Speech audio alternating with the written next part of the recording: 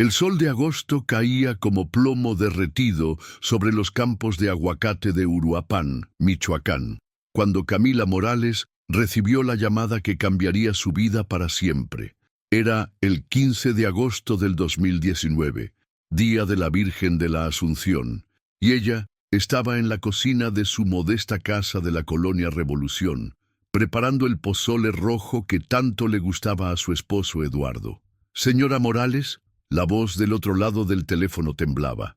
«Habla el doctor Ramírez del Hospital General. Su esposo necesita que venga inmediatamente». Camila dejó caer la cuchara de madera.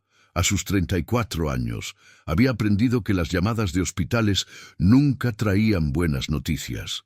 Con manos temblorosas, apagó la estufa y corrió hacia la puerta, sin saber que ese pozole quedaría frío para siempre, como un altar de promesas rotas.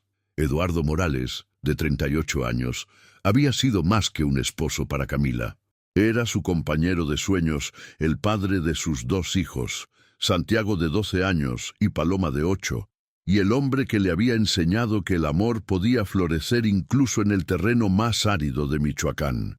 Se habían conocido en una feria de Pátzcuaro 15 años atrás, cuando ella apenas era una chamaca de pueblo que soñaba con estudiar enfermería, y él, un joven campesino con manos de oro para hacer crecer cualquier cosa en la tierra. La colonia Revolución no era el lugar más bonito de Uruapan, pero era suyo. Casas de tabique rojo y techos de lámina que se calentaban como hornos en el día y se enfriaban hasta los huesos en las madrugadas. Las calles de tierra que se convertían en ríos de lodo cuando llegaban las lluvias de temporada. Pero ahí habían construido su vida, ladrillo a ladrillo, peso a peso, cosecha tras cosecha. Eduardo trabajaba en los huertos de aguacate de don Aurelio Mendoza, uno de los productores más prósperos de la región. Era un trabajo honesto, aunque mal pagado.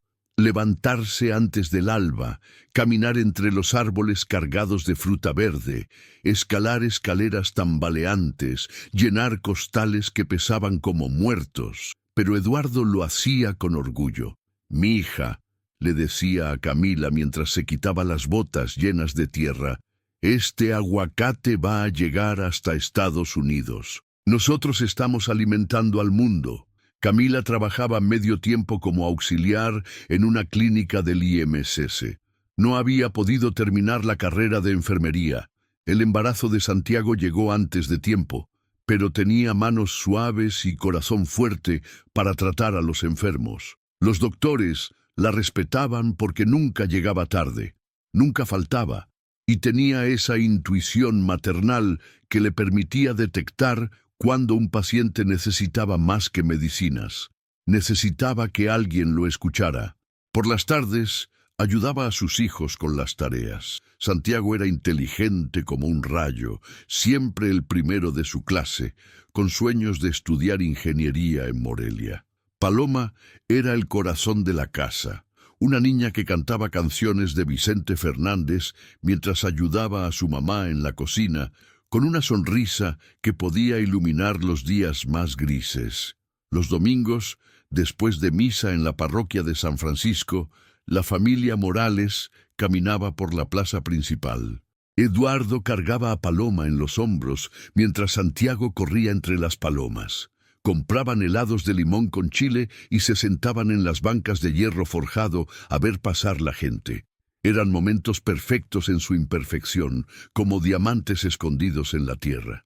Pero Michoacán no es tierra que perdone la felicidad silenciosa. Desde 2018, los caballeros templarios habían perdido poder, pero su lugar lo habían ocupado células más pequeñas y despiadadas. El cártel Jalisco Nueva Generación empezaba a disputar las rutas del aguacate, y los productores locales se encontraron atrapados entre dos fuegos. Los grupos delictivos habían descubierto que el oro verde de Michoacán no solo se exportaba legalmente, también servía para lavar dinero del narcotráfico. Don Aurelio Mendoza, el patrón de Eduardo, recibió la primera visita en marzo del 2019. 3 hombres en una camioneta negra con vidrios polarizados llegaron a su oficina una mañana.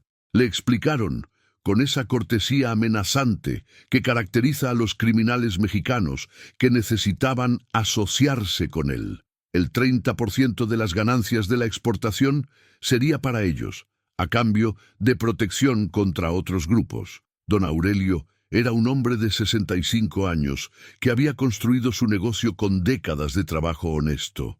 Tenía empleados como Eduardo que dependían de él, familias que comían del sueldo que les pagaba cada 15 días. Pero también tenía nietos pequeños y una esposa que no merecía vivir con miedo. Aceptó el primer cobro, luego el segundo y el tercero. Pero en julio los números ya no cuadraban. El 30% se había convertido en el 50% y ahora querían controlar directamente las rutas de exportación. Don Aurelio intentó negociar, explicarles que si seguían subiendo el porcentaje, el negocio dejaría de ser rentable para todos. Los narcos no entienden de matemáticas, solo entienden de respeto. Eduardo estaba regresando de los huertos esa tarde del 15 de agosto, cuando vio las camionetas estacionadas afuera de la oficina de don Aurelio. Su instinto le gritó que se fuera, que diera la vuelta, que no se metiera en problemas que no eran suyos. Pero Eduardo tenía un defecto que se llama decencia. No podía ver sufrir a la gente buena sin hacer nada. Escuchó los gritos desde la calle, don Aurelio suplicando, una voz joven ordenando, el sonido inconfundible de golpes. Eduardo no lo pensó dos veces. Entró corriendo. «Déjenlo en paz, cabrones». Las palabras salieron de su boca antes de que su cerebro pudiera detenerlas. 5 hombres armados se voltearon hacia él. Don Aurelio tenía la cara ensangrentada, pero seguía consciente. «Mira nada más», dijo el líder. Un güey flaco con tatuajes que le subían por el cuello como serpientes negras. Otro héroe. Lo que siguió duró menos de 5 minutos, pero se sintió como una eternidad. Eduardo intentó explicar que él no era nadie, que solo era un trabajador, que no se quería meter en problemas, pero había cruzado una línea invisible, esa frontera imaginaria donde la obediencia se convierte en resistencia. El primer balazo le destrozó el hombro derecho. El segundo le perforó el pulmón. El tercero, don Aurelio lloró cuando los paramédicos se llevaron el cuerpo de Eduardo. No por su negocio perdido, no por el dinero que le habían quitado, sino por el hombre bueno que había muerto tratando de defenderlo. Esa noche empacó sus cosas y huyó de Uruapan con su familia. Nunca regresó. En el Hospital General, el doctor Ramírez no supo cómo decirle a Camila que su esposo había llegado muerto. Los paramédicos habían hecho todo lo posible, pero las heridas eran demasiado graves. Eduardo Morales, el hombre que hacía crecer aguacates con sus manos de oro, había muerto desangrado en el piso de cemento de una oficina, rodeado de extraños. «Señora, lo siento mucho», fueron las palabras que partieron la vida de Camila en dos, antes y después. Su esposo era un hombre valiente, valiente. La palabra le sonó vacía, cruel, como una broma del destino. ¿De qué servía la valentía si te dejaba huérfanos a tus hijos? ¿De qué servía la decencia si te mataba a balazos en el suelo? Camila se quedó ahí parada, en el pasillo del hospital que olía a desinfectante y muerte, mientras los doctores y enfermeras pasaban a su alrededor como fantasmas en batas blancas. No lloró, todavía no. El llanto vendría después, cuando llegara a casa y viera las botas de trabajo de Eduardo junto a la puerta, cuando encontrara el pozole frío en la estufa, cuando tuviera que explicarles a Santiago y Paloma por qué papá no volvería nunca. Pero en ese momento, en el silencio antiséptico del hospital, algo más profundo que el dolor comenzó a germinar en su pecho. Era frío como el hielo, duro como el acero, y crecía con cada latido de su corazón. Los funerales en Michoacán son asuntos de comunidad.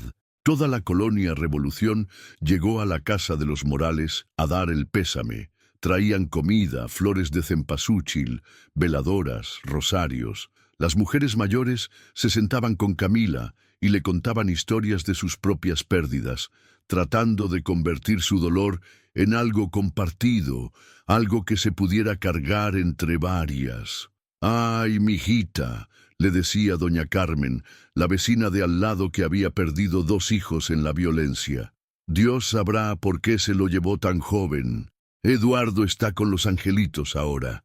Pero Camila no quería consuelo celestial, no quería que le dijeran que su esposo estaba en un lugar mejor. Eduardo había estado perfecto donde estaba, en su casa, con sus hijos, construyendo una vida honesta, con trabajo honesto. Los angelitos podían irse a la chingada. La policía ministerial llegó 3 días después del funeral. 2 agentes con uniformes demasiado limpios y zapatos demasiado caros para sus salarios oficiales. Hicieron preguntas que ya sabían que no tenían respuesta. Si Eduardo tenía enemigos, si debía dinero, si estaba metido en algo turbio. Su esposo se metió donde no debía, le dijo el comandante García, un hombre gordo con bigote gris que masticaba chicle mientras hablaba. Los testigos dicen que él entró corriendo a la oficina. Nadie lo obligó. Camila apretó los puños hasta que las uñas se le clavaron en las palmas. Mi esposo defendió a un hombre indefenso. ¿Eso es un crimen? No, señora. Pero tampoco es muy inteligente. Ese fue el momento en que Camila entendió la lección más importante de su vida. En México, la justicia no llegaba sola. Había que ir a buscarla. Los meses que siguieron fueron como vivir bajo el agua. Camila funcionaba por puro instinto maternal. Levantarse, preparar desayuno, llevar a los niños a la escuela, ir al trabajo en la clínica, recoger a los niños, ayudar con las tareas, preparar la cena, acostarlos, y luego sentarse en la cocina vacía a contar los pesos que cada día faltaban más. El sueldo de Eduardo había sido la mitad de los ingresos familiares. Sin él, los números no cuadraban. Camila tuvo que vender la televisión, después la consola de Santiago, luego las joyas que Eduardo le había regalado en sus aniversarios. Cada objeto vendido era como enterrar un pedacito más de la vida que habían construido juntos. Santiago se volvió silencioso y agresivo. Sus calificaciones bajaron. Los maestros llamaban para reportar que se peleaba con sus compañeros, que ya no ponía atención en clase. Paloma, por el contrario, se aferró a su madre como una sombra, siguiéndola a todos lados, durmiendo en su cama todas las noches, con pesadillas donde unos hombres malos venían por ella también. Pero Camila no solo batallaba con el dolor y la pobreza, también batallaba con la rabia. Cada mañana, cuando pasaba por la oficina vacía donde habían matado a Eduardo, la rabia crecía un poco más. Cada vez que veía las camionetas de vidrios polarizados que seguían paseándose por las calles como si nada hubiera pasado, la rabia se hacía más densa. Cada noche, cuando se acostaba en la cama que ahora era demasiado grande y demasiado fría, la rabia la abrazaba como un amante cruel. La rabia tiene olor, huele a metal oxidado y a flores muertas, tiene sabor, sabe a sangre y a ceniza, y tiene peso. Pesa como una piedra en el pecho, que cada día se hace más grande, hasta que un día te das cuenta de que ya no puedes respirar sin ella. En febrero del 2020, 6 meses después de la muerte de Eduardo, Camila tomó una decisión. No fue una decisión dramática, no vino acompañada de música épica ni de revelaciones místicas. Fue tan simple y fría como decidir qué ponerse por la mañana. Iba a encontrar a los hombres que habían matado a su esposo, y los iba a matar. Antes de continuar con esta historia, deja un comentario diciendo de dónde eres y qué hora es por allá. Y no olvides darle like si hasta ahora te está gustando la historia de Camila, la mujer que convirtió su dolor en el arma más letal de Michoacán. El primer paso de Camila hacia su transformación fue el más difícil: aprender a mentir. Durante 34 años, había sido una mujer transparente como el agua. Eduardo siempre bromeaba diciendo que ella no sabía ocultar ni las sorpresas de cumpleaños. Pero ahora tenía que construir una máscara tan perfecta que ni sus propios hijos sospecharan lo que planeaba. Empezó por cambios pequeños. Se inscribió en clases nocturnas de computación en el DIFE municipal, diciéndole a todo el mundo que necesitaba aprender para conseguir un mejor trabajo. Cierto, pero no completo. Lo que realmente necesitaba era acceso a Internet y tiempo lejos de casa para investigar. La Biblioteca Pública de Uruapan se convirtió en su cuartel general secreto. Mientras los niños la creían estudiando Excel y Word, Camila se sumergía en foros de Internet, páginas de noticias locales, redes sociales donde la gente de la región compartía información sobre los grupos criminales. Aprendió nombres, jerarquías, territorios, códigos. El líder de la célula que había matado a Eduardo se llamaba Cristian el Flaco Herrera. Tenía 28 años, era originario de Apatzingán y se había mudado a Uruapan 2 años atrás para controlar el negocio del aguacate por órdenes del Cártel Jalisco Nueva Generación.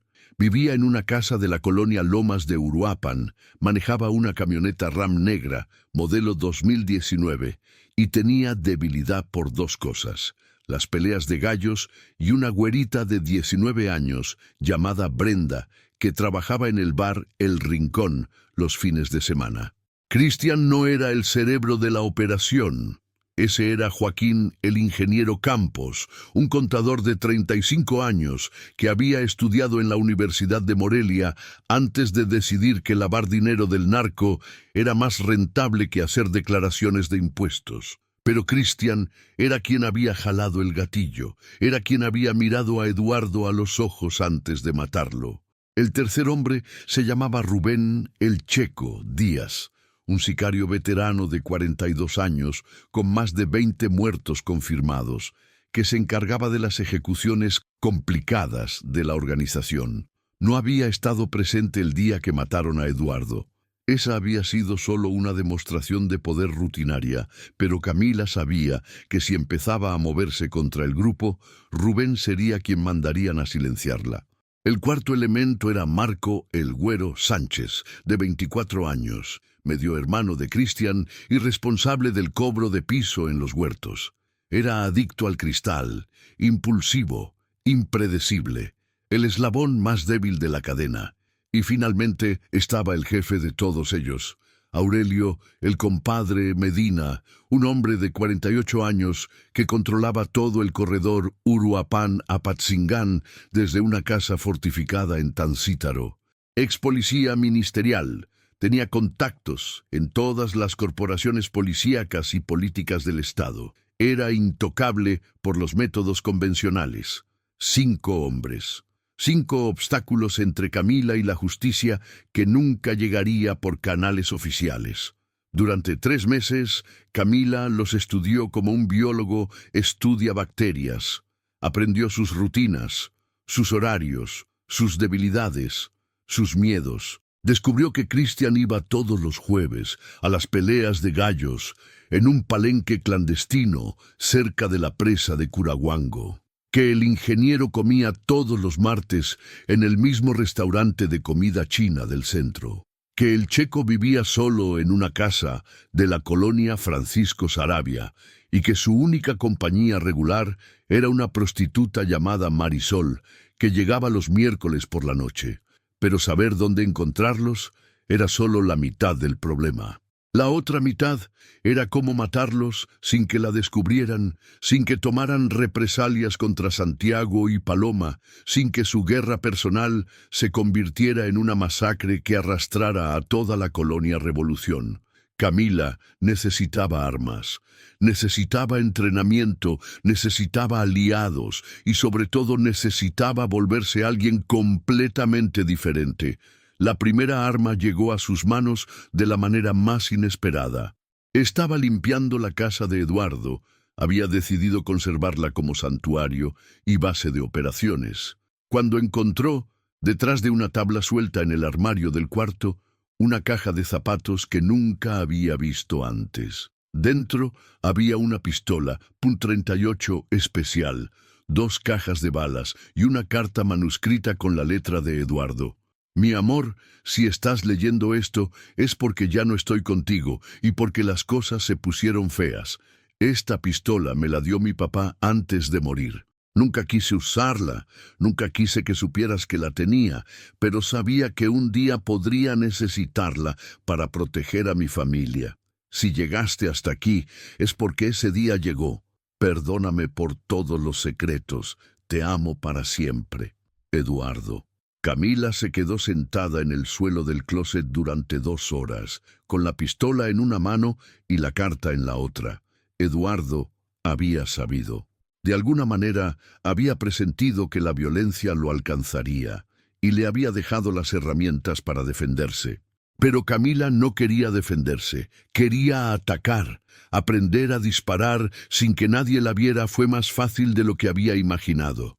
Los cerros que rodeaban Uruapan estaban llenos de barrancas solitarias donde el sonido de los balazos se perdía entre el ruido del viento y los gritos de los pájaros. Todos los sábados por la mañana, mientras Santiago jugaba fútbol en la liga local y Paloma se quedaba con su abuela materna, Camila caminaba 2 horas hasta una cañada escondida detrás del Cerro de la Cruz. Ahí, con latas de conservas como blancos, practicaba hasta que las manos le dolían y los oídos le zumbaban. Al principio, no podía darle ni a un blanco del tamaño de una sandía a 5 metros de distancia. Pero Camila tenía algo que muy pocos tiradores tienen: motivación absoluta. Cada bala que disparaba llevaba grabado en metal el rostro de Cristian el Flaco Herrera. Después de 2 meses de práctica secreta, podía vaciar el tambor de 6 balas en un blanco del tamaño de un plato a 20 metros de distancia en menos de 10 segundos. No era Annie Oakley, pero era suficientemente mortal para lo que tenía planeado. El segundo elemento de su transformación fue más complicado: conseguir información privilegiada sobre los movimientos de sus objetivos. Para eso, necesitaba infiltrarse en los círculos donde los narcos se movían como peces en el agua. La oportunidad llegó cuando se enteró de que El Rincón, el bar donde trabajaba Brenda, la novia de Cristian, necesitaba una cocinera de medio tiempo para los fines de semana. Camila había cocinado toda su vida, primero para su familia, después para las fiestas del barrio, y sabía que su sazón era mejor que la de cualquier restaurante de la ciudad.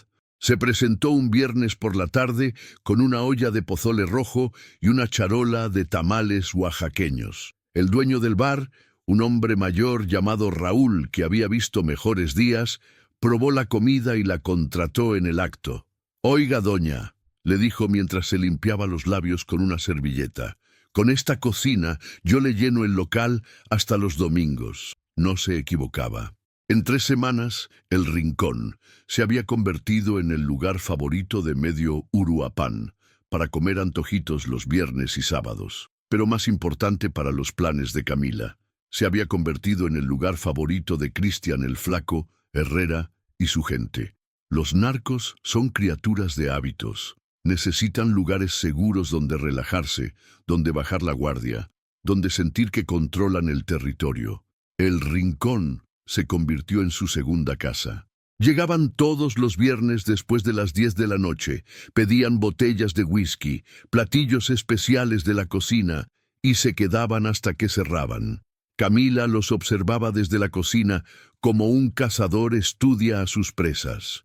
Aprendió que Cristian era zurdo y que guardaba la pistola en una funda en la axila derecha, que el güero siempre se sentaba de espaldas a la pared y nunca dejaba que nadie se sentara detrás de él, que el ingeniero era diabético y siempre cargaba insulina en una pequeña hielera, que todos revisaban sus teléfonos obsesivamente cada 5 minutos. Pero lo más importante, aprendió que hablaban demasiado cuando bebían.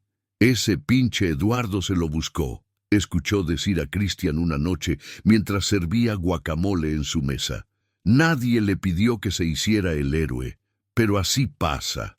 Te metes conmigo, te chingas». Las manos de Camila temblaron mientras ponía el plato en la mesa, pero su voz salió firme y servicial. «¿Gusta algo más, joven? Tráenos otra botella, güerita, y dile a Brenda que venga acá». Esa noche, Camila lloró en silencio durante todo el camino de regreso a su casa, pero no de tristeza, de rabia pura, destilada, refinada hasta convertirse en algo más fuerte que el amor y más permanente que el odio. La primera muerte llegó por accidente, pero Camila supo reconocer la oportunidad cuando se presentó. Era un sábado de mayo del 2020. El güero había llegado al bar más drogado de lo normal, con los ojos rojos y las manos temblorosas. Había tenido una discusión con Cristian sobre dinero, algo relacionado con una entrega que había perdido, y estaba bebiendo como si el alcohol fuera a resolver sus problemas. Camila había aprendido que los adictos al cristal tienen dos estados: euforia maníaca o depresión suicida. Esa noche, el güero había cruzado la línea hacia el territorio peligroso.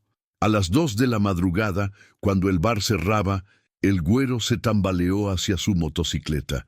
Estaba tan drogado que apenas podía mantenerse en pie, pero insistía en manejar de regreso a su casa. «¡Órale, Marco!», le gritó Cristian desde la puerta del bar. «Mañana hablamos, ¿sí? Ahorita vete a dormir la borrachera». El güero levantó la mano en señal de despedida.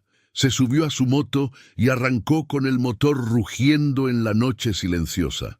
Camila terminó de limpiar la cocina, se despidió de Raúl y comenzó su caminata habitual hacia la parada de camiones.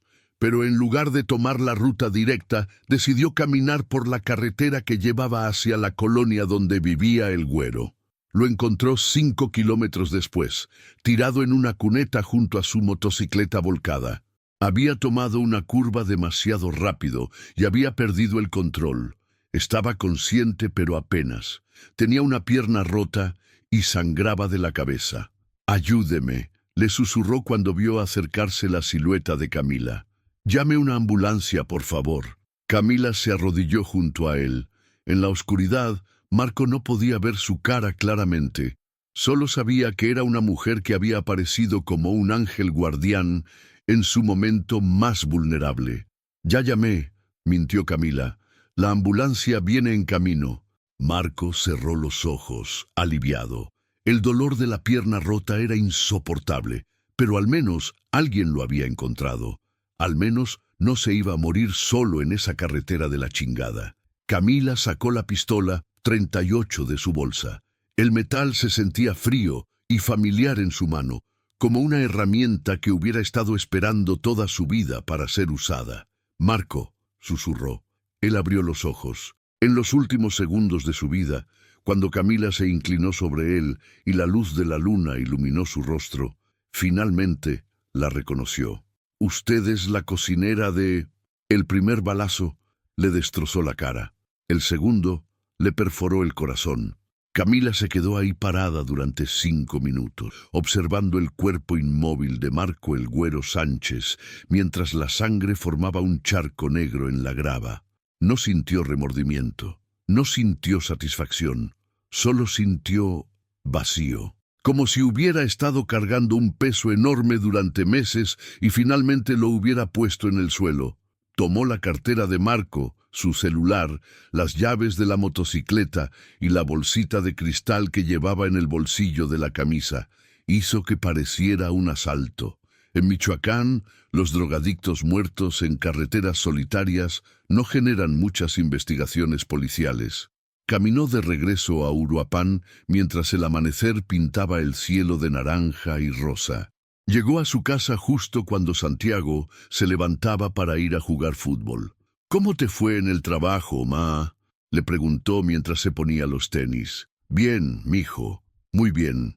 La muerte del güero se reportó como un accidente de tránsito con asalto posterior. Los periódicos locales le dedicaron 3 líneas en la sección de policíacas. Para El Mundo, Marco Sánchez había sido solo otro drogadicto que había terminado mal. Para Camila, había sido el primer nombre tachado de su lista. Cristian, el flaco Herrera, tardó 2 semanas en darse cuenta de que la muerte de su medio hermano no había sido accidental, no por intuición criminal, sino porque Camila se lo hizo saber. Un viernes por la noche, mientras Cristian cenaba en El Rincón con Brenda y 2 de sus socios, encontró una servilleta doblada debajo de su plato de carnitas. Adentro había una fotografía. Marco muerto junto a su motocicleta, pero tomada desde un ángulo que no había aparecido en ningún periódico. Debajo de la foto, con letra de molde perfecta, alguien había escrito: «Eduardo Morales te manda saludos desde el infierno». Cristian se levantó de la mesa como si le hubieran metido un fierro caliente por el culo. Sus ojos recorrieron el bar buscando amenazas, pero solo vio parejas cenando, grupos de amigos bebiendo, el ambiente normal de un viernes por la noche. «¿Qué pasa, amor?», le preguntó Brenda, confundida por su reacción. Cristian arrugó la servilleta y se la metió en el bolsillo. «Nada, güerita, vamos a irnos». Esa noche, Cristian mandó a 3 de sus hombres a investigar todo lo que pudieran sobre Eduardo Morales. Para el lunes tenía un archivo completo: fotografías de la familia, dirección de la casa, lugar de trabajo de la viuda, escuelas de los niños, pero había algo que no cuadraba. Eduardo Morales había sido un campesino sin conexiones criminales, sin hermanos vengadores, sin recursos para organizar una operación tan sofisticada. ¿Quién coño había matado a Marco? ¿Y por qué habían esperado 8 meses para hacerlo? La respuesta llegó el miércoles siguiente, cuando Rubén, el checo, Díaz, apareció muerto en su casa. El sicario veterano había sido encontrado por Marisol, la prostituta que lo visitaba todas las semanas. Según su testimonio a la policía, había llegado a la cita habitual y había encontrado la puerta abierta. Rubén estaba sentado en su sillón favorito viendo la televisión, con una expresión de sorpresa congelada en la cara. Tenía 3 balazos en el pecho, disparados a quemarropa con un .38. Pero lo que había puesto los pelos de punta a Cristian no eran las balas, era lo que habían encontrado en la mesa de centro, una botella de cerveza Corona sin abrir, con una etiqueta pegada que decía «Cortesía de la viuda Morales», y debajo, con la misma letra de molde de la servilleta: «Ya van 2». Cristian entendió inmediatamente que tenía un problema más grande que cualquier cosa que hubiera enfrentado antes. No era un cártel rival, no era venganza entre narcos, era algo mucho más peligroso, era personal. Esa misma noche, convocó una junta de emergencia con el ingeniero y el compadre Medina, en una casa de seguridad en las afueras de Uruapan. La paranoia había invadido a todo el grupo como un virus. «Alguien nos está cazando como pinches conejos», dijo Cristian mientras caminaba de un lado a otro de la sala, «y sabe exactamente dónde encontrarnos». «¿Estás seguro de que es la viuda?», preguntó Joaquín, el ingeniero Campos, limpiándose los lentes nerviosamente. «Una mujer normal no puede hacer esto. Tiene que tener ayuda. No importa si es ella sola o si tiene un ejército», gruñó Aurelio, el compadre Medina, desde su asiento. «Lo que importa es que ya se chingó a 2 de los nuestros. Si no la paramos, nos va a matar a todos». Pero parar a Camila iba a ser más difícil de lo que imaginaban. Mientras ellos se reunían en su casa de seguridad, Camila estaba a 3 cuadras de distancia, escondida en el techo de una tienda abandonada, observándolos a través de unos binoculares que había comprado en una casa de empeño. Había tardado 2 semanas en descubrir esa ubicación, siguiendo discretamente a Cristian cada vez que salía de El Rincón después de medianoche. La casa de seguridad era una construcción de 2 pisos, pintada de amarillo deslavado, con bardas altas y alambre de púas. Tenía 2 salidas, la principal que daba a la calle y una trasera que conectaba con un terreno baldío. Cristian había puesto 2 halcones afuera, muchachos de no más de 18 años con radios y pistolas, pero estaban más concentrados en sus celulares que en vigilar. Camila había aprendido que la mejor manera de matar narcos no era enfrentándolos directamente, era hacerlos sentir vulnerables, paranoicos, inseguros, era convertir su propia fuerza en debilidad. Durante las siguientes 3 semanas, Camila se dedicó a una guerra psicológica silenciosa. Comenzó dejando señales de que los estaba vigilando, Flores de cempasúchil, las flores de los muertos, aparecían misteriosamente en los parabrisas de sus camionetas. Fotografías de Eduardo aparecían pegadas en los baños de los bares que frecuentaban. Alguien rayaba "Eduardo vive" en las paredes cerca de sus casas durante la madrugada. Cristian contrató más seguridad, cambió de rutinas, dejó de ir a las peleas de gallos, incluso dejó de visitar el rincón los fines de semana. Pero sin importar qué hiciera, las señales seguían apareciendo, como si su cazadora invisible pudiera traspasar cualquier defensa, como si estuviera en todas partes al mismo tiempo. El quiebre psicológico llegó cuando Camila decidió enviar un mensaje más directo. Una mañana de junio, Cristian despertó y encontró que alguien había entrado a su casa durante la noche. Nada había sido robado, nada había sido dañado, pero en su mesa de la cocina había un desayuno completo: huevos rancheros, frijoles, tortillas hechas a mano, café de olla y un vaso de jugo de naranja recién exprimido. En el centro de la mesa, junto a una servilleta doblada, había una nota: la próxima vez que entre a tu casa, no voy a traer desayuno. Firmado, la viuda que no olvida. Cristian no volvió a dormir en esa casa. De hecho, no volvió a dormir bien en ningún lugar. Se mudó cada 3 días, cambiaba de carros constantemente, nunca comía en el mismo lugar 2 veces seguidas. Pero la presión constante comenzó a hacer estragos en su juicio. El error fatal llegó cuando decidió contraatacar. «Ya me cansé de esta pinche bruja», le dijo al compadre Medina durante una llamada telefónica que Camila había aprendido a interceptar usando una aplicación que había descargado después de tomar un curso online de ciberseguridad. «Voy a ir por sus hijos, a ver si así se calma». Esas palabras fueron la sentencia de muerte de Cristian el Flaco Herrera. Camila había estado preparándose para ese momento desde que comenzó su guerra personal. Sabía que eventualmente intentarían llegar a Santiago y Paloma. Por eso había tomado precauciones. Sus hijos ya no vivían con ella. Oficialmente se habían mudado con su abuela materna a Pátzcuaro por razones económicas. En realidad, Camila había inventado una historia elaborada sobre problemas de trabajo y falta de dinero para convencer a su suegra de que se llevara a los niños temporalmente mientras ella se organizaba. Los niños protestaron, pero Camila fue firme. Era por su propio bien. Durante los fines de semana, cuando supuestamente trabajaba en El Rincón, Camila manejaba 2 horas hasta Pátzcuaro para ver a Santiago y Paloma. Les llevaba regalos, les ayudaba con las tareas, les cocinaba sus platillos favoritos, mantenía la fachada de madre cariñosa que luchaba por sacar adelante a su familia. Pero entre semana, Camila Morales había dejado de existir. En su lugar, había nacido algo más frío, más calculador, más letal. Cristian cometió el error de ir personalmente a buscar a los niños. Llegó a la casa de la colonia Revolución un martes por la tarde con 2 sicarios novatos, esperando encontrar una familia vulnerable que pudiera usar como moneda de cambio. En lugar de eso, encontró una casa vacía y una nota pegada en la puerta. «Si buscas a mis hijos, tendrás que pasar sobre mi cadáver. Te espero en el lugar donde mataste a mi esposo. Medianoche.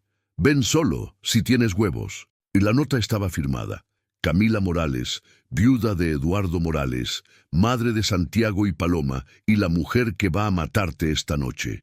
Cristian leyó la nota 3 veces. Su primer instinto fue no ir, mandar a alguien más, o llegar con un ejército.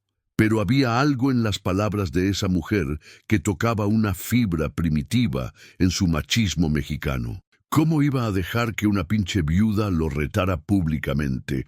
¿Qué iban a decir sus hombres si no se presentaba? Además, tenía una ventaja. Él conocía exactamente dónde había sido la cita. La oficina abandonada de don Aurelio Mendoza en los huertos de aguacate que ahora estaban desiertos desde que el patrón había huido. Terreno que él conocía perfectamente, con múltiples rutas de escape, lugares donde podía esconderse y tender una emboscada. Lo que Cristian no sabía era que Camila también conocía ese terreno perfectamente. Había pasado los últimos 8 meses explorando cada centímetro de esos huertos, cada árbol, cada barranca, cada sendero secreto que Eduardo le había mostrado durante sus años de trabajo ahí. A las 11:30 de la noche, Cristian llegó al lugar con su pistola Dunton 9 mm cargada y 2 cargadores extra. Había decidido llegar temprano para preparar una emboscada, pero cuando se acercó a la oficina abandonada, vio que ya había luz adentro. Camila lo estaba esperando sentada en la silla de don Aurelio, con las manos cruzadas sobre el escritorio. Llevaba un vestido negro sencillo, como si fuera a un funeral, y tenía el cabello recogido en un chongo perfecto. En la mesa frente a ella había 2 veladoras encendidas y una fotografía de Eduardo sonriendo. «Llegaste», dijo sin sorpresa cuando Cristian apareció en la puerta. «Pensé que ibas a mandar a alguien más». Cristian mantuvo la pistola apuntando hacia ella, pero algo en la tranquilidad absoluta de esa mujer lo descolocó. «¿Dónde están tus hijos, vieja loca? Lejos de aquí, en un lugar donde nunca los vas a encontrar». Camila se recargó hacia atrás en la silla. «Pero no viniste aquí por ellos. Viniste porque necesitabas demostrar que sigues siendo el hombre más cabrón de Uruapan. Vine a matarte, puta». «Lo sé». Camila señaló una silla vacía del otro lado del escritorio. «¿Te quieres sentar? Me gustaría platicar contigo antes de que uno de los dos se muera esta noche». Cristian no se movió de la puerta. «¿Platicar de qué?» «De mi esposo, del hombre que mataste hace 8 meses sin saber ni cómo se llamaba. Tu viejo se metió donde no debía. Mi viejo defendió a un hombre indefenso. Tú lo mataste por hacer lo correcto». La voz de Camila no tenía emoción, como si estuviera leyendo el pronóstico del tiempo. ¿Sabes qué soñaba Eduardo? Me vale madre lo que soñara. Soñaba con que Santiago fuera ingeniero, con que Paloma fuera doctora. Soñaba con ahorrar lo suficiente para comprar una casita en Pátzcuaro, cerca del lago, donde pudiéramos pasar las tardes viendo el atardecer. Camila tocó la fotografía con la punta de los dedos. Soñaba con cosas pequeñas, normales, con una vida que no le molestara a nadie. Pues soñó mal. Sí, soñó mal. Soñó que en México se podía ser buena persona sin que te mataran por eso. Cristian estaba empezando a impacientarse. ¿Ya terminaste con tu pinche drama? Porque yo tengo cosas que hacer. Claro, tienes que ir a cobrar piso, a amenazar campesinos, a matar gente inocente. Trabajo muy importante. Camila se puso de pie lentamente. Pero antes de que te vayas, tengo algo que darte. Metió la mano en el cajón del escritorio y Cristian tensó el dedo en el gatillo. Pero lo que ella sacó no fue un arma. Era una caja pequeña, envuelta en papel de regalo azul claro. «Es para ti», dijo, extendiéndole la caja. «Un regalo de Eduardo». «¿Qué chingados es eso?» «Ábrelo». Cristian miró la caja con desconfianza. Podía ser una bomba, veneno, cualquier cosa, pero su curiosidad pudo más que su precaución. Manteniendo la pistola apuntada hacia Camila con una mano, tomó la caja con la otra y le quitó la envoltura. Adentro había una bala .38 especial, montada sobre un pequeño cojín de terciopelo rojo, como si fuera una joya preciosa. «Está grabada», dijo Camila. «Lee lo que dice». Cristian acercó la bala a la luz de las veladoras. En el metal, con letra minúscula pero perfectamente legible, alguien había grabado: «Para Cristian Herrera, con cariño, Eduardo Morales». «La mandé a hacer especialmente para ti», explicó Camila. «Un platero de Pátzcuaro me cobró 500 pesos. Me pareció un precio justo por una bala personalizada». Cristian dejó caer la caja. La bala rodó por el piso de cemento con un tintineo metálico. «Estás completamente loca, vieja. Probablemente. 8 meses de planear tu muerte pueden volverle loca a cualquiera». Camila regresó a sentarse en la silla, con las manos otra vez cruzadas sobre el escritorio. «Pero antes de usar esa bala, quiero que entiendas algo». «¿Qué?» «Que no eres el único que puede matar». El primer balazo le atravesó la mano derecha. Cristian gritó y la pistola se le cayó, rebotando contra la pared. El segundo balazo le destrozó la rodilla izquierda y se desplomó al suelo. Camila se puso de pie, sacó la .38 de debajo de la mesa y se acercó lentamente hacia donde Cristian se retorcía de dolor. ¿Sabes qué es lo más cabrón de todo esto?, le preguntó mientras recargaba el arma. Que Eduardo te habría perdonado. Era tan bueno que hasta a ti te habría perdonado. Cristian intentó arrastrarse hacia la puerta, dejando un rastro de sangre en el piso. Por favor, yo tengo familia, tengo hijos. Eduardo también tenía hijos. Ahora son huérfanos. Camila se arrodilló junto a él y le puso el cañón de la pistola en la frente. Pero no te preocupes. Mis hijos van a crecer sin saber que su madre se convirtió en asesina. Van a recordar a Eduardo como el héroe que era, y a mí como la mujer que los amó lo suficiente para vengarlo. El tercer balazo, la bala personalizada que había rodado por el piso, le voló la mitad de la cabeza. Camila se quedó ahí parada durante 10 minutos, observando el cuerpo de Cristian el Flaco Herrera, mientras su sangre formaba un charco que se extendía lentamente por el piso de cemento. No sentía satisfacción, no sentía alivio, solo sentía vacío. 3 nombres tachados de su lista, 2 más por eliminar. Pero antes de continuar con su misión, tenía que ocuparse de un problema inmediato. La gente de Cristian iba a venir a buscarlo cuando no regresara esa noche, y cuando encontraran su cuerpo, iban a saber exactamente quién lo había matado. Camila tenía tal vez 6 horas antes de que todo el cártel de Jalisco Nueva Generación se lanzara contra ella. Era hora de desaparecer. El sol todavía no salía cuando Camila terminó de quemar la casa donde había vivido con Eduardo. No fue un incendio accidental. Fue un funeral. Roció gasolina en cada habitación. Encendió las cortinas que habían elegido juntos. Vio consumirse las fotos de familia, los juguetes de los niños, la cama donde habían amado y soñado durante 15 años. Desde la calle observó cómo las llamas devoraban los últimos vestigios de Camila Morales, la esposa amorosa, la madre dedicada, la mujer buena que había existido hasta 8 meses atrás. De esas cenizas había nacido algo diferente, algo más duro, algo que no tenía nombre, pero tenía propósito. A las 6 de la mañana, cuando los bomberos llegaron a sofocar los restos del incendio, Camila ya estaba a 150 kilómetros de Uruapan, manejando una camioneta Ford robada hacia las montañas de la Sierra Madre Occidental. En el asiento del pasajero llevaba una mochila con documentos falsos. Había aprendido a falsificar identificaciones durante sus meses de investigación. 50,000 pesos en efectivo que había ahorrado vendiendo todo lo que tenía.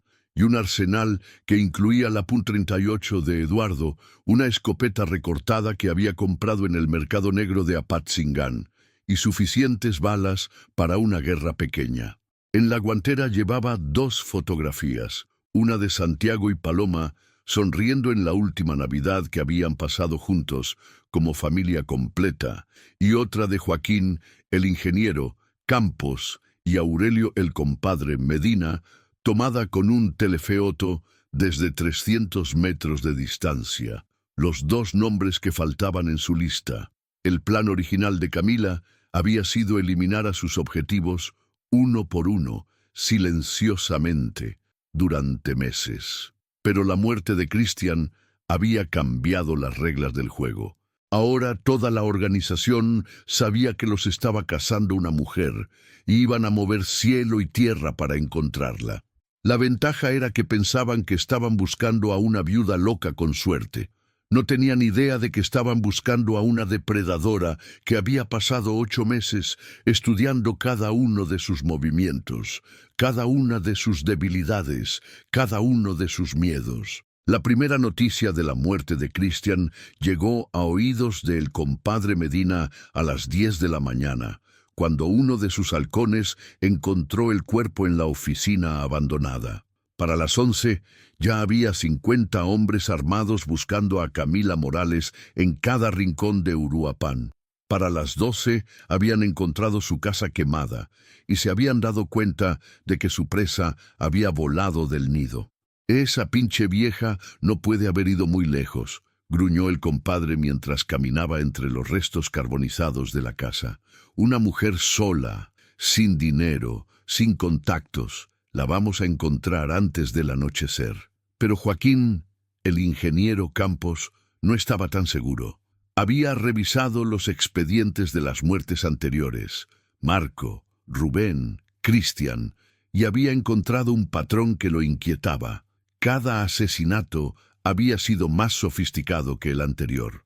Cada muerte había demostrado un nivel de planificación que iba más allá de la venganza emocional. «Jefe», le dijo a el compadre mientras se alejaban de la casa quemada, «creo que estamos subestimando a esta mujer». «¿Por qué? Al final del día, es solo una pinche viuda con una pistola. Una pinche viuda que se chingó a 3 de nuestros mejores hombres sin que nos diéramos cuenta hasta que fue demasiado tarde». Joaquín se quitó los lentes y los limpió nerviosamente. «Y que desapareció como si fuera un fantasma». El compadre se detuvo y volteó a ver a su contador. «¿Qué estás sugiriendo? Que nos vayamos de Michoacán, que abandonemos la plaza hasta que esta bronca se enfríe. ¿Huir de una mujer? ¿Estás pendejo? Huir de alguien que ya nos mató a la mitad de la gente. No importa si es mujer, hombre o marciano verde. Lo que importa es que es efectiva». Pero el compadre Medina no había llegado a controlar medio Michoacán huyendo de las broncas. Había llegado enfrentándolas con más violencia que sus enemigos, y no iba a cambiar esa filosofía ahora. «Nada de huir», decidió.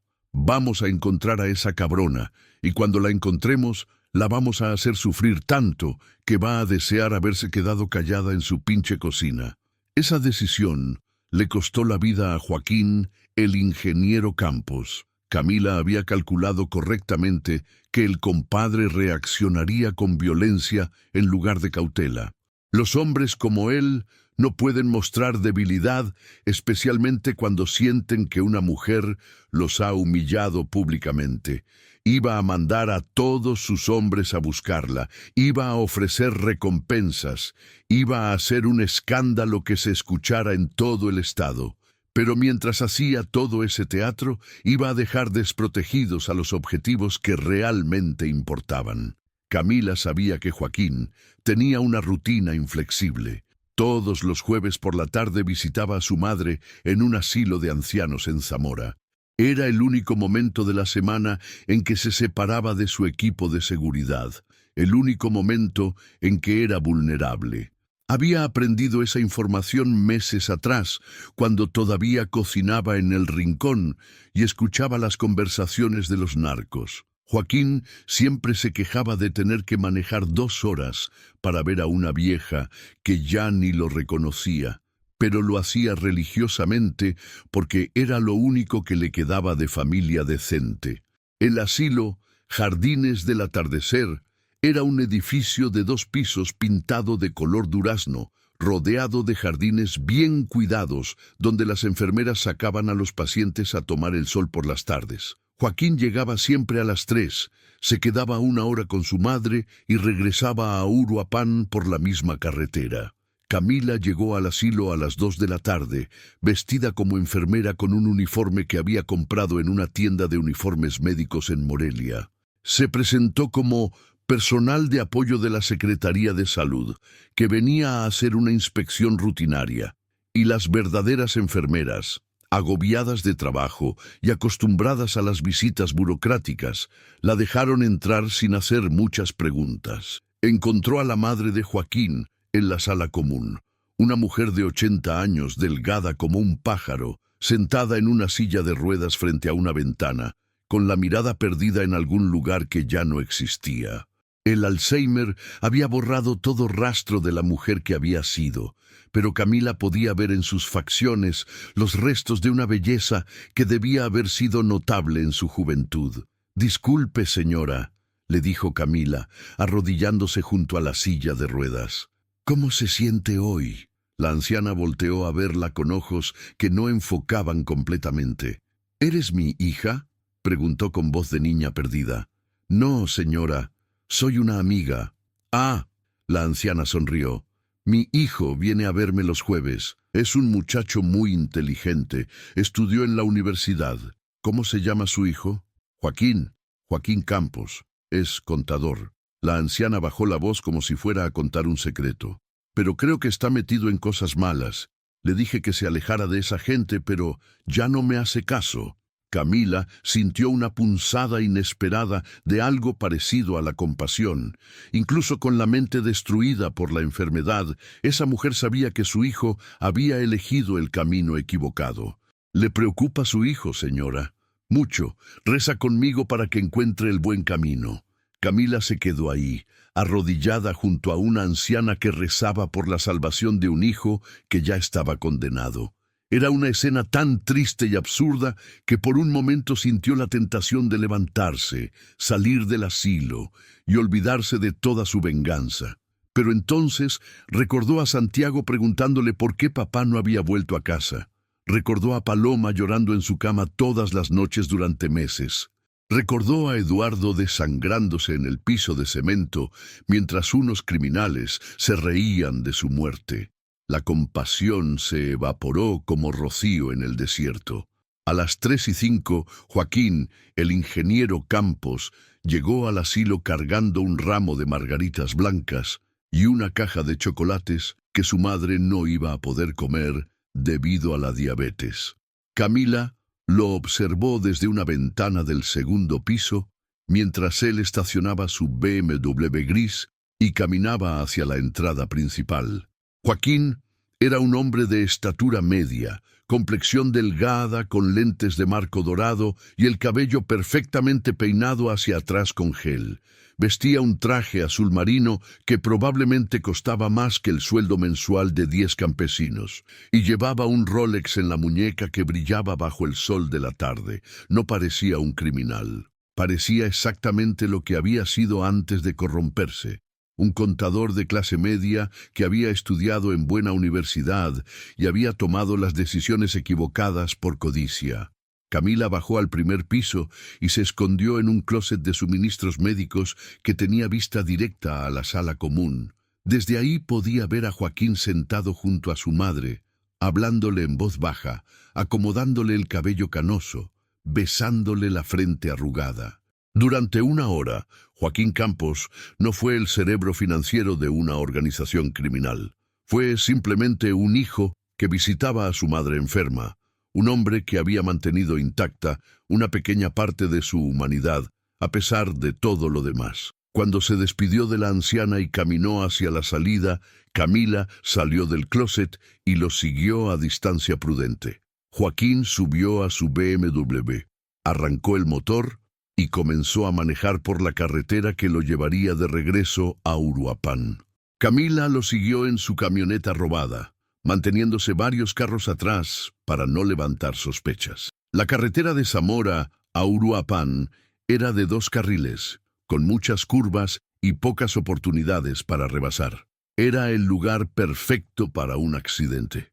A mitad del camino, en una sección especialmente solitaria, rodeada de campos de maíz, Camila aceleró y se colocó detrás del BMW de Joaquín. Cuando llegaron a una curva cerrada, le dio un golpe al parachoques trasero. No fue un golpe fuerte, apenas suficiente para hacer que Joaquín perdiera el control momentáneamente. El BMW se desvió hacia el acotamiento, rebotó contra un poste de concreto y se detuvo con el motor humeando. Camila estacionó su camioneta y bajó corriendo hacia el BMW, como si fuera una samaritana preocupada que había presenciado un accidente. Joaquín estaba consciente pero desorientado, con un hilo de sangre corriendo por la frente.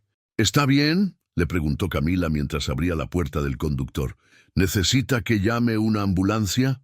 Joaquín parpadeó varias veces tratando de enfocar la vista. No, creo que estoy bien. Solo mareado. Déjeme ayudarlo a salir del carro. Puede tener una conmoción. Camila lo ayudó a bajarse del BMW y lo guió hacia su camioneta. Súbase atrás. Acuéstese un momento mientras llamo a los paramédicos. Joaquín era un hombre inteligente, pero el golpe en la cabeza había nublado su juicio. Además, Camila seguía vestida de enfermera, y su instinto le decía que podía confiar en personal médico. Se subió a la parte trasera de la camioneta y se recostó en el asiento. Fue entonces cuando vio la fotografía de Eduardo Morales pegada en el techo de la camioneta, justo arriba de donde estaba acostado. ¿Qué es? Comenzó a preguntar, pero las palabras murieron en su garganta cuando sintió el cañón frío de la 38 contra su nuca. «Hola, Joaquín», dijo Camila con una voz que ya no tenía nada de dulce ni de maternal. «Creo que ya nos conocemos». Joaquín cerró los ojos. En algún nivel profundo había sabido que este momento llegaría. Desde la muerte de Cristian, había tenido pesadillas donde una mujer de negro venía por él. Había despertado en sudor frío, revisando las cerraduras, esperando balas que nunca llegaban. Hasta ahora. «¿Cómo me encontró?», preguntó sin abrir los ojos. «Te estudié durante 8 meses. Sé más de ti que tu propia madre». Camila se sentó en el asiento del conductor, pero mantuvo la pistola apuntada hacia él. «Sé que visitas el asilo todos los jueves. Sé que tu madre tiene Alzheimer. Sé que todavía rezas antes de comer cuando crees que nadie te ve. ¿Y qué quiere? Quiero que me digas dónde está el compadre Medina». Joaquín abrió los ojos y la miró a través del espejo retrovisor. «¿Para qué? Ya se chingó a los demás. ¿No es suficiente?» «No es suficiente hasta que todos los responsables de la muerte de mi esposo estén muertos. Yo no maté a su esposo. Yo solo llevaba las cuentas. Tú lavabas el dinero que les permitía comprar armas. Tú organizabas los pagos que les daban poder. Tú eras el cerebro que hacía posible que animales como Cristian pudieran matar gente inocente». Camila ajustó su grip en la pistola. «En mi libro, eso te hace igual de culpable». Joaquín se quedó callado durante varios minutos. Afuera, el sol comenzaba a ponerse, pintando los campos de maíz de dorado y naranja. Era un atardecer hermoso, el tipo de atardecer que hace que uno aprecie estar vivo. «El compadre está en la casa de Tancítaro», dijo finalmente. «La casa fortificada en el cerro, detrás de la iglesia. Tiene 20 hombres armados, cámaras de seguridad, perros de pelea. Es imposible llegar hasta él. Déjame preocuparme por eso. Si lo mata, van a mandar gente de Guadalajara. Gente peor que nosotros. Su guerra nunca va a terminar. Mi guerra ya terminó el día que mataron a Eduardo. Esto es solo el epílogo». Joaquín respiró profundo. «¿Puedo pedirle un favor?» «Depende de qué sea, mi madre. Cuando se entere de que estoy muerto, se va a poner muy mal. Puede decirles en el asilo que murió en un accidente. No quiero que sepa la verdad sobre lo que hacía». Camila lo miró por el espejo retrovisor. Incluso al final, Joaquín, el ingeniero Campos, seguía siendo el hijo que se preocupaba por su madre enferma. Era casi suficiente para hacerla dudar. «Casi. Se lo prometo», dijo. El cuarto balazo de la venganza de Camila resonó entre los campos de maíz como un trueno solitario. La noticia de la muerte de Joaquín llegó a el compadre Medina a las 10 de la noche, cuando uno de sus halcones encontró el BMW estrellado y el cuerpo en la camioneta abandonada. Esta vez, Camila había dejado un mensaje más elaborado, una corona de flores de cempasúchil con una cinta que decía: «Para el compadre, con cariño, la viuda Morales». Aurelio, el compadre Medina, no durmió esa noche. Se encerró en su casa fortificada de Tancítaro con sus mejores hombres, revisó todas las cámaras de seguridad, duplicó la guardia y comenzó a hacer llamadas a Guadalajara. «Necesito refuerzos», le dijo al jefe regional del cártel Jalisco Nueva Generación. «Una pinche viuda loca me está matando a toda mi gente». «¿Una mujer?». La voz del otro lado sonaba incrédula. «¿Me estás diciendo que no puedes manejar a una mujer? Esta no es una mujer normal. Ya se chingó a 4 de mis mejores hombres. Sabe cosas que no debería saber. Se mueve como si fuera invisible. ¿Qué tan difícil puede ser encontrar a una viuda en Michoacán? Más difícil de lo que cree, jefe. Esta cabrona es un fantasma. Pero el compadre se equivocaba. Camila no era un fantasma. Era algo mucho más peligroso. Era una mujer que ya no tenía nada que perder. Durante las siguientes 2 semanas, Camila se dedicó a estudiar la fortaleza de Tancítaro, donde se había refugiado su último objetivo. La casa estaba construida en una colina, rodeada por muros de 3 metros de altura, con alambre de púas y vidrios rotos. Tenía 4 torres de vigilancia, reflectores que iluminaban el perímetro toda la noche, y 2 entradas, la principal con una reja de acero y una trasera que daba a un barranco. Dentro de la casa vivían permanentemente 15 hombres armados, todos veteranos del ejército o expolicías que habían sido reclutados por el compadre durante sus años como comandante ministerial. Conocían tácticas militares, tenían equipamiento profesional y estaban acostumbrados a enfrentar amenazas reales. Además, el compadre había contratado 5 sicarios adicionales de Guadalajara, especialistas en contrainsurgencia, que habían llegado con órdenes específicas de cazar a la viuda loca que había desafiado al cártel. Era una fortaleza diseñada para resistir ataques del ejército mexicano. En teoría, era imposible que una mujer sola la penetrara. Pero Camila había aprendido que la mejor manera de vencer a un enemigo superior no era atacar su fuerza, era explotar su debilidad. Y todos los hombres, incluso los más duros, tienen una debilidad: la necesidad de sentirse superiores a las mujeres. El plan de Camila era tan simple que rayaba en lo genial. No iba a infiltrarse en la fortaleza, no iba a asaltarla, no iba a intentar romper las defensas desde afuera. Iba a hacer que el compadre saliera a buscarla. Una mañana de julio, los habitantes de Tancítaro despertaron y encontraron que alguien había pintado grafitis en toda la iglesia principal del pueblo. No eran groserías ni marcas de pandillas. Eran mensajes dirigidos específicamente a Aurelio Medina. El compadre se esconde de una mujer, Aurelio Medina, el narco que le tiene miedo a una viuda. ¿Dónde están los huevos del compadre? Los mensajes estaban escritos con pintura roja que goteaba como sangre por las paredes blancas de la iglesia. Parecían heridas abiertas en el rostro de la comunidad. Para las 10 de la mañana, medio pueblo había visto los grafitis. Para las 12, las fotografías estaban circulando en redes sociales. Para las 2 de la tarde, narcocorridos improvisados sobre la viuda que humilló al compadre se estaban cantando en las cantinas de toda la región. En México, la reputación lo es todo para un narco. Un jefe que pierde el respeto, pierde el control. Y un jefe que pierde el control, termina muerto. El compadre duró 3 días antes de quebrar. «Ya basta», gritó durante una junta con sus lugartenientes. «Esa pinche viuda me está convirtiendo en el hazmerreír de todo Michoacán.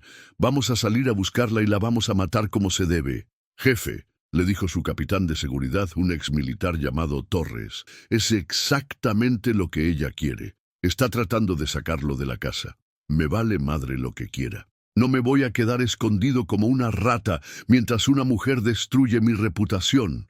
Pero si salimos, perdemos todas las ventajas. Aquí tenemos control del terreno, comunicaciones seguras, rutas de escape. Aquí tenemos miedo». El compadre se puso de pie y comenzó a caminar de un lado a otro. «¿Cómo voy a dirigir una organización si mis propios hombres piensan que una viuda me tiene meado?» Esa noche, contra todos los consejos de su equipo de seguridad, el compadre Medina salió de su fortaleza con 10 hombres armados para buscar a Camila Morales. Habían recibido un soplo de que una mujer sospechosa había sido vista en un motel de las afueras de Uruapan. El soplo había llegado a través de una llamada anónima a uno de sus informantes. Una voz de mujer mayor que decía haber visto a la viuda asesina registrándose en el motel Las Flores, bajo nombre falso. Por supuesto, la llamada había sido hecha por la propia Camila, usando una aplicación de modificación de voz que había descargado en su teléfono. El motel Las Flores era un lugar decadente en la carretera a Pátzcuaro, donde las prostitutas llevaban a sus clientes y los narcos menores hacían tratos discretos. Tenía 20 cuartos distribuidos en forma de herradura alrededor de un estacionamiento central, con una oficina al frente donde un viejo alcohólico llamado Ramiro fingía no ver nada de lo que pasaba en su establecimiento. Camila había llegado 3 horas antes que el compadre y había preparado el escenario de su última función. Cuando las camionetas del compadre llegaron al motel, encontraron el cuarto 17 con la puerta entreabierta y luz encendida adentro. En la cama había ropa de mujer tirada, de manera que pareciera que alguien se había cambiado rápidamente. En el baño, la regadera estaba abierta y el vapor empañaba los espejos.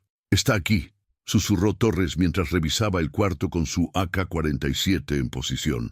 Acabó de salir. «¿A dónde pudo haber ido?», preguntó el compadre. La respuesta llegó desde la bocina de un carro estacionado en el extremo opuesto del estacionamiento. Era la voz de Camila, amplificada para que todos la escucharan.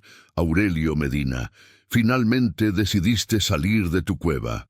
Los sicarios apuntaron sus armas hacia el carro, pero estaba vacío.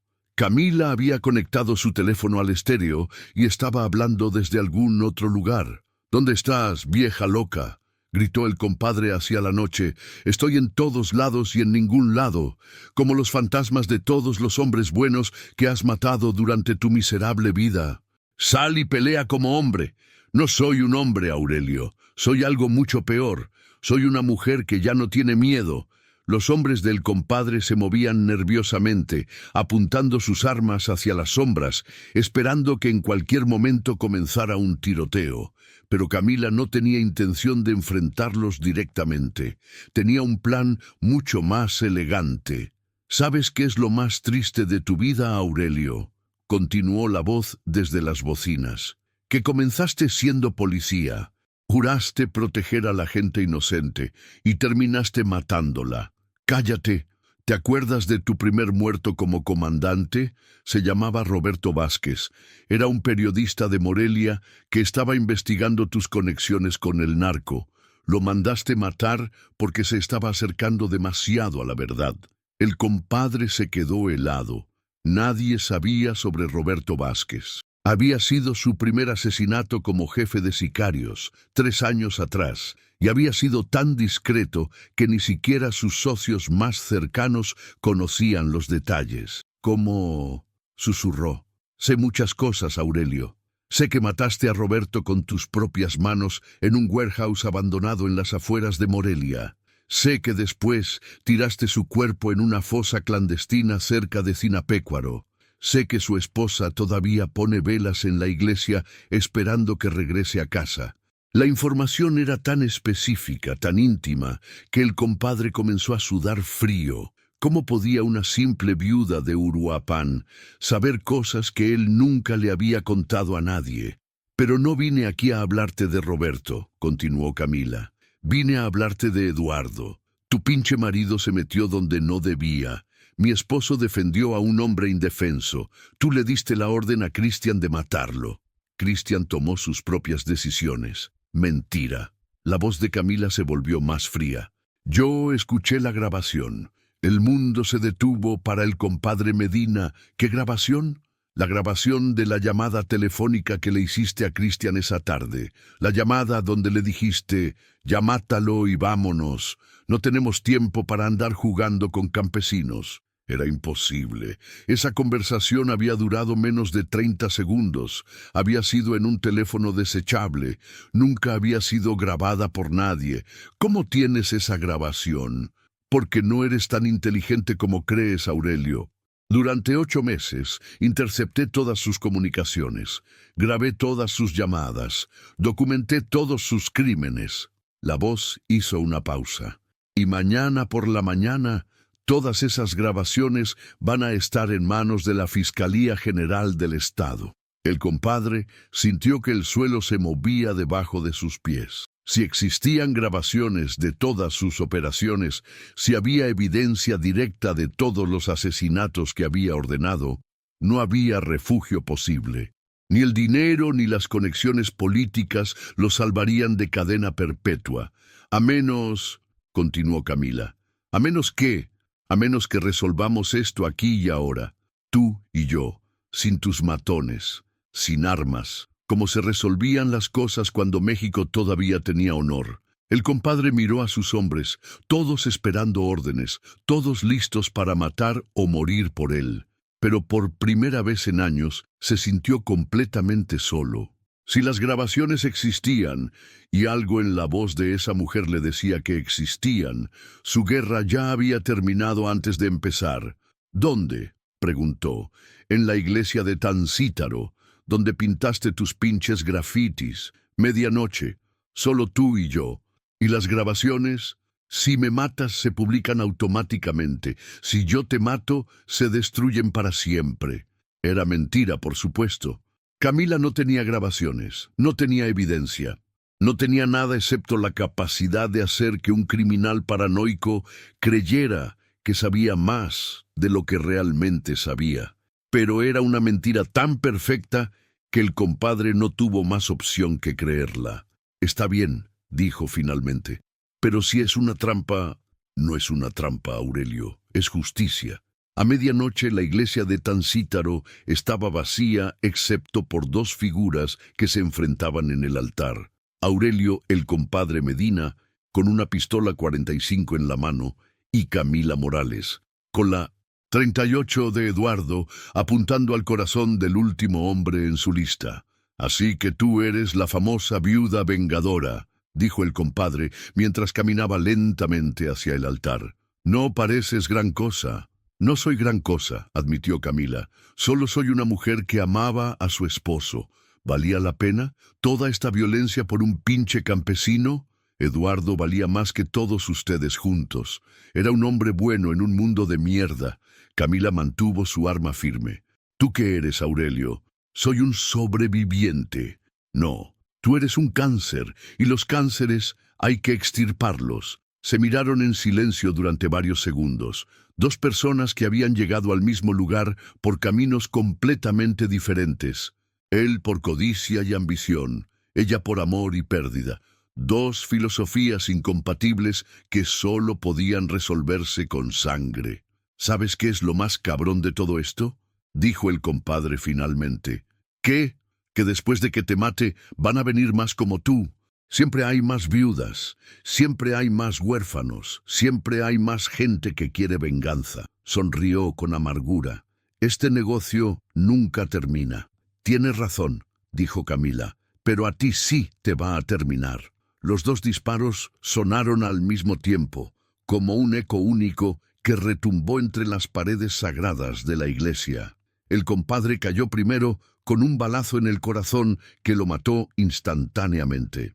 Camila se tambaleó, llevándose la mano izquierda al hombro derecho donde la bala de Aurelio la había atravesado, pero siguió en pie. Se acercó al cuerpo del compadre y se arrodilló junto a él. Con manos temblorosas, sacó de su bolsa la última fotografía de Eduardo, la misma que llevaba en su mesa de noche durante 15 años de matrimonio, y la puso sobre el pecho inmóvil del criminal. «Ya acabé, mi amor», susurró. «Ya no hay más nombres en la lista». Camila se quedó ahí sentada durante una hora, sangrando sobre las baldosas de mármol de la iglesia, observando el rostro muerto de Aurelio Medina, mientras el dolor del hombro se extendía por todo su cuerpo como fuego líquido. No sentía triunfo, no sentía satisfacción, solo sentía un vacío enorme donde antes había estado la rabia que la había mantenido viva durante 8 meses. Su venganza estaba completa. Eduardo había sido vengado. Pero ella seguía siendo una viuda de 34 años, con 2 hijos huérfanos de padre y una madre que había desaparecido en las montañas de Michoacán para convertirse en asesina. ¿Y ahora qué? La respuesta llegó cuando escuchó las sirenas acercándose a la iglesia. Alguien había reportado los disparos. En pocos minutos, el lugar estaría lleno de policías, paramédicos, reporteros. Camila se puso de pie con dificultad, guardó la .38 en su bolsa y caminó hacia la puerta trasera de la iglesia. Tenía tal vez 5 minutos antes de que llegaran las autoridades. 5 minutos para desaparecer para siempre. Pero antes de salir, se volteó una última vez hacia el altar donde yacía el cuerpo del compadre. En la pared, detrás del crucifijo, había una imagen de la Virgen de Guadalupe iluminada por veladoras. «Virgencita», murmuró Camila, «perdóname por lo que hice en tu casa, pero no me arrepiento». Caminó hacia la puerta, pero se detuvo cuando vio algo que la hizo sonreír por primera vez en 8 meses. En el suelo, junto al cuerpo de Aurelio Medina, había caído un teléfono celular. La pantalla estaba encendida y mostraba un mensaje de texto que acababa de llegar. «Jefe, los refuerzos de Guadalajara ya están en camino. ETA, 2 horas». Camila recogió el teléfono y escribió una respuesta. «Los refuerzos ya no son necesarios. El compadre está muerto. La viuda vengadora también. Caso cerrado». Lo firmó con el nombre de El Compadre y envió el mensaje. Después destruyó el teléfono con una piedra y salió de la iglesia hacia la noche michoacana. 3 años después, en una pequeña casa en las afueras de Puerto Vallarta, una mujer de cabello teñido de rubio y ojos verdes de contacto preparaba el desayuno para sus 2 hijos mientras escuchaba las noticias en la radio. Y en otras noticias de Michoacán, este mes se cumplió el 3er aniversario de la desaparición de Camila Morales, la mujer conocida como la viuda vengadora, que aterrorizó al crimen organizado en la región de Uruapan durante el 2020. La mujer bajó el volumen del radio y siguió preparando huevos revueltos como si la noticia no tuviera nada que ver con ella. Santiago, ahora de 15 años, entró a la cocina amarrándose los zapatos para ir a la preparatoria. Era más alto que su padre había sido, con la misma sonrisa honesta y los mismos ojos gentiles. «Buenos días, ma», dijo besándole la frente. «¿Cómo amaneciste?» «Bien, mijo. ¿Ya tienes todo para el examen de matemáticas?» «Sí. Y Paloma ya se fue. Dijo que tenía ensayo de la obra de teatro». Paloma, ahora de 11 años, había heredado no solo la belleza de su madre, sino también su determinación férrea. Quería ser doctora, como había soñado Eduardo, y sus calificaciones sugerían que lo iba a lograr. Ninguno de los dos sabía la verdad sobre lo que había pasado en Michoacán. Oficialmente, su madre había muerto en un accidente de carro mientras huía de los narcotraficantes que habían matado a su padre. Los cuerpos nunca fueron encontrados, pero la evidencia forense, cuidadosamente plantada por Camila antes de desaparecer, había convencido a las autoridades. Para Santiago y Paloma, sus padres habían sido víctimas de la violencia. Para México, habían sido una tragedia más entre miles. Para el mundo, habían sido estadísticas. Solo la mujer que ahora se llamaba Elena Vázquez y trabajaba como enfermera en un hospital de Puerto Vallarta sabía que Eduardo Morales había sido vengado completamente. «Ma», dijo Santiago mientras desayunaba, «¿nunca te dan ganas de regresar a Michoacán?» Elena, que había sido Camila, lo miró por encima de su taza de café. «¿Para qué, mijo?» «No sé, para visitar la tumba de papá, para ver la casa donde crecimos. Los muertos no necesitan visitas, Santiago, y las casas son solo paredes y techos». Elena sonrió. «Lo que importa está aquí, con nosotros». «¿Cómo sabes?» «Porque tu papá me lo dice en sueños». Era mentira y verdad al mismo tiempo. Eduardo sí le hablaba en sueños, pero no le decía cosas hermosas sobre el perdón y la paz. Le decía que había hecho lo correcto. Le decía que estaba orgulloso de ella. Le decía que los hombres que lo habían matado habían recibido exactamente lo que merecían. Los sueños no la torturaban, la consolaban. Después de que Santiago se fue a la escuela, Elena se preparó para ir al hospital donde trabajaba en el turno matutino. Era una vida silenciosa, anónima, construida sobre documentos falsos y una historia inventada, pero era una buena vida. Sus compañeros de trabajo la conocían como una enfermera excepcional, siempre dispuesta a trabajar turnos dobles, especialmente competente con pacientes terminales y familias en duelo. Tenía, decían, una comprensión especial del dolor. Los pacientes la adoraban porque nunca los juzgaba, nunca los apuraba, nunca minimizaba su sufrimiento. Cuando alguien moría en el hospital, Elena era quien consolaba a las viudas recientes, quien las ayudaba con los trámites burocráticos, quien les decía que el dolor eventualmente se volvía manejable. ¿Cómo puedes estar tan segura?, le había preguntado una vez una mujer joven cuyo esposo había muerto de cáncer.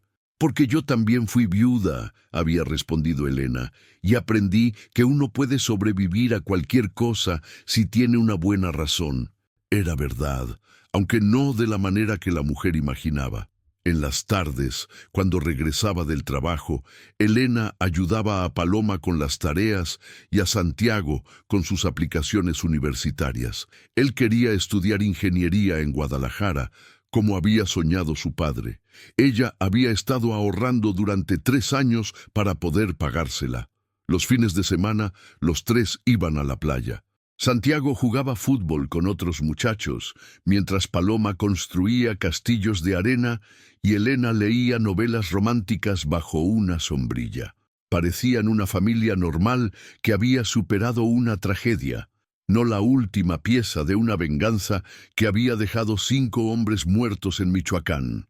A veces, Elena se preguntaba si había hecho lo correcto, si Eduardo habría aprobado lo que ella había hecho en su nombre, si sus hijos merecían una madre que había matado 5 personas, incluso si esas personas habían sido criminales. Pero esas dudas nunca duraban mucho. En los momentos de incertidumbre, recordaba a Eduardo desangrándose en el piso de cemento. Recordaba a Santiago preguntando por qué papá no volvía a casa. Recordaba a Paloma llorando en su cama todas las noches. Y entonces sabía, con certeza absoluta, que había hecho exactamente lo que tenía que hacer. La leyenda de Camila Morales siguió creciendo en Michoacán mucho después de su desaparición. Los narcocorridos la convirtieron en una figura mítica, una mujer que había desafiado al crimen organizado y había ganado. Las madres de víctimas de la violencia prendían velas por ella en las iglesias, pidiendo que les diera fuerza para buscar justicia. Los criminales, por su parte, la recordaban como una advertencia, que en México siempre había alguien dispuesto a vengarse, que la violencia siempre generaba más violencia, que matar a un hombre bueno podía convertir a su viuda en el diablo mismo. Pero para Elena Vázquez, enfermera del Hospital General de Puerto Vallarta, Camila Morales era solo un fantasma del pasado, un fantasma necesario, un fantasma justificado, pero un fantasma al fin. Su vida real era Santiago riéndose mientras veía televisión, Paloma cantando en la ducha, los turnos en el hospital, las cuentas que pagar, los planes para el futuro.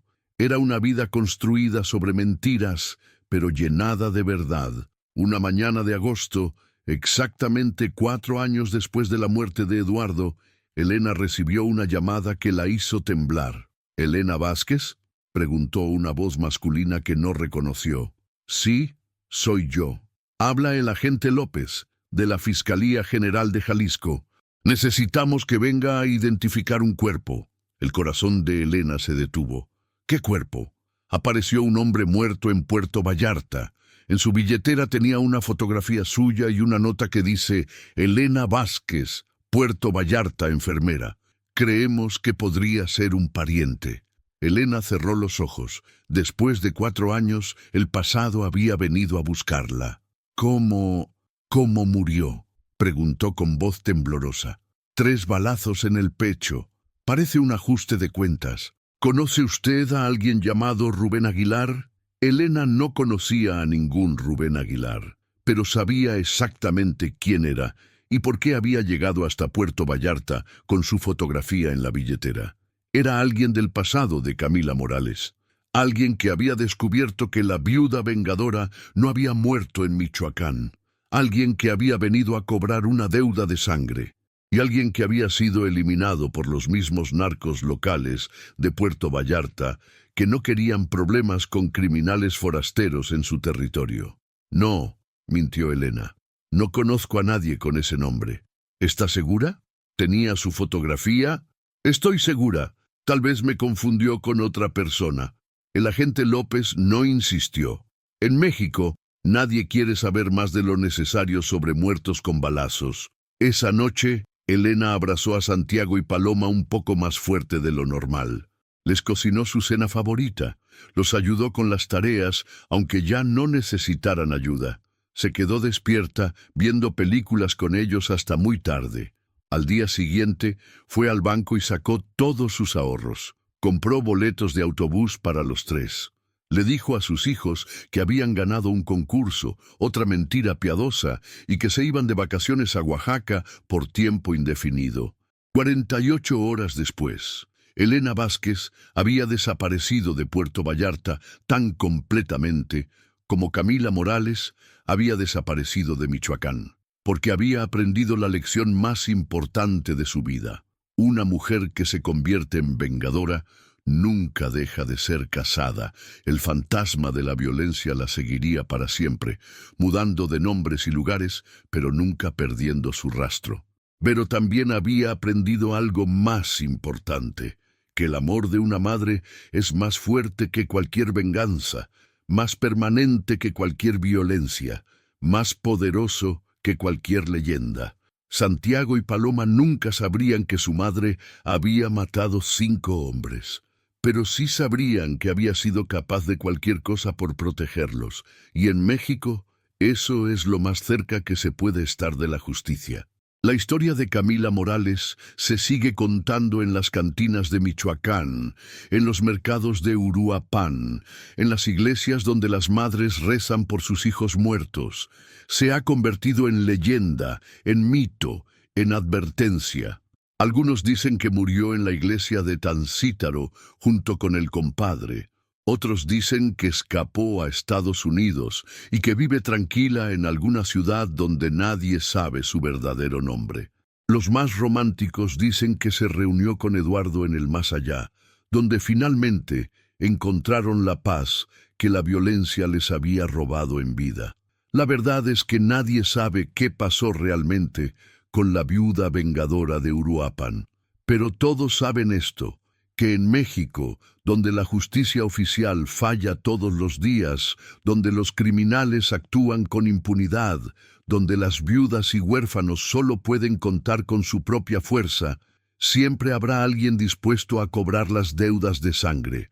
Y que tal vez, solo tal vez, esa persona sea una mujer silenciosa que cocina pozole los domingos, que ayuda a sus hijos con las tareas, que trabaja honestamente para sacar adelante a su familia, hasta el día que decida que ya basta, hasta el día que se convierta en justicia.